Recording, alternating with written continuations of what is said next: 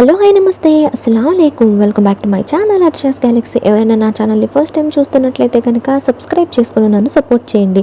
మీరు సపోర్ట్ చేయడం వల్ల నా ఛానల్ ఇంకా బాగా గ్రోత్ అవుతుందండి. సో నేను ఇంకా ఎంటర్టైన్మెంట్ వ్లాగ్స్ చేయడానికి ఉంటుందన్నమాట. సో మన పితరులు చనిపోయిన వాళ్ళు ఇలా కాకు రూపంలో వచ్చి తింటారు మనం పెట్టే అన్నము అని విన్నాం కదా. కానీ అది ఎంతవరకు నిజమో నాకైతే తెలియదు. కానీ మనం ఇది ఎండాకాలం వచ్చేసింది కదండి, మనమే ఈ ఎండకు తట్టుకోలేకపోతాం. మరి మూగజీవాలు పాపం ఎలా ఉంటాయో కదా.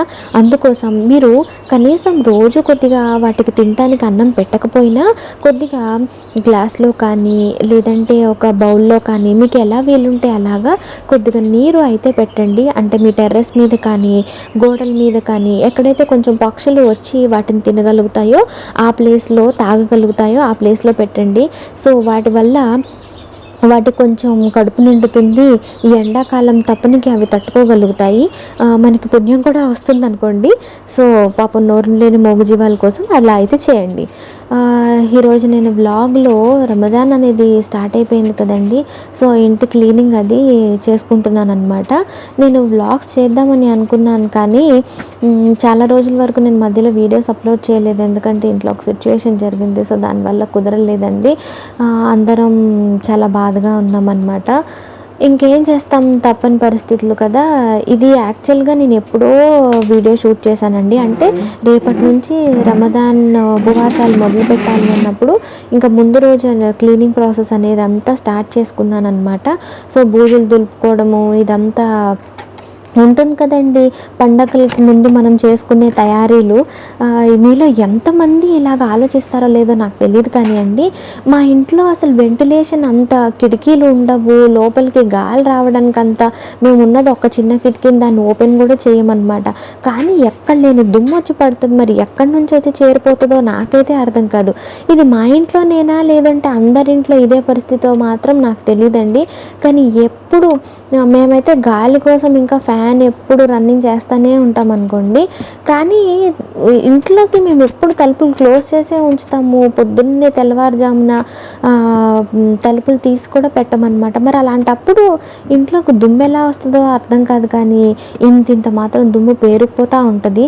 వీళ్ళు ఎంతమంది ఇలాగ నెలకొకసారైనా బూజులు దులిపేసి ఇల్లంతా కడిగేసి శుభ్రం చేస్తారో కామెంట్ చేయండి. సో పండగలకు ముందు ఇలాంటి సిచ్యువేషన్స్ అయితే అందరికీ వస్తాయి అనుకోండి, దులుపుకోవడాలు కడుక్కోవడాలు. సో ఎంతైనా మన ఆడవాళ్ళకి ఇవన్నీ వెన్నతో పెట్టిన విద్య అనుకోండి. ఇది చేసినప్పుడు మాత్రం అబ్బో మనల్ని మెచ్చుకోవాలి అన్నట్లు ఎంతో కష్టపడిపోయి బాగా చేస్తాం. కానీ రెండో రోజుకు ఉంటుందన్నమాట సినిమా నడుము పడిపోయి నొప్పులతో. అక్కడ నేను క్లీనింగ్ చేస్తున్నానా, ఇక్కడ మా మిన్నుగాడు చేసే పని ఏంటో చూసారా. టిష్యూ పేపర్స్ మొత్తం చింపేసి హాల్ అంతా పరిచేసి వాటితో ఆడుకుంటూ తిరుగుతూ, దేవుడా ఏం చేస్తాను ఇంకా దాన్ని ఏం అనలేక ఇట్లా వీడియో తీశాను అనమాట.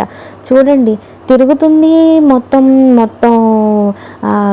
ఏమంటారు చిందర వందర చేసేసి అలా చేసేసింది. మళ్ళీ అలసిపోయి కూర్చోవడం, మళ్ళీ ఆడుకోవడం, అంత నాటినెస్ అనమాట ఇలా చేసింది. కాకపోతే ఇది చాలా సైలెంట్గా ఉంటుంది అనమాట. ఒక్కొక్కసారి ఇలా వైలెంట్గా తయారవుతుంది. చూసారా దాని అల్లర్లు.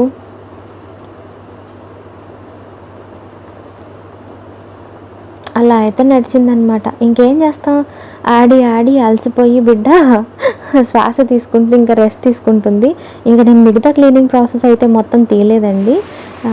జస్ట్ ఇంకా క్లీనింగ్ అయిపోయిన తర్వాత అంతా కడిగేసి అక్కడ క్లాత్ వేసి తుడిచేసిన తర్వాత ఇంకా ఇలా సెట్ చేసుకున్నాను అనమాట. కడిగిన తర్వాత మాత్రం ఎంత చక్కగా కనిపిస్తుందో. ఇల్లు నీట్గా ఉంటేనే ఎంతైనా మనకు కూడా బాగుంటుంది కదండి. సో ఇవాళ వ్లాగ్ అయితే ఇంతేనమాట. నేనైతే ఎక్కువ వ్లాగ్ కూడా షూట్ చేయలేదు, అలసిపోయాను అప్పటికే చాలా. సో జస్ట్ ఇలా అయిపోయిన తర్వాత చూపిద్దాంలే అన్నట్టు వ్లాగ్ అయితే చేశాను. ఈ వీడియో మీకు నచ్చినట్లయితే కనుక లైక్ చేయండి, షేర్ చేయండి, సబ్స్క్రైబ్ చేసుకోవడం మాత్రం అస్సలు మర్చిపోకండి. Thank you so much for watching.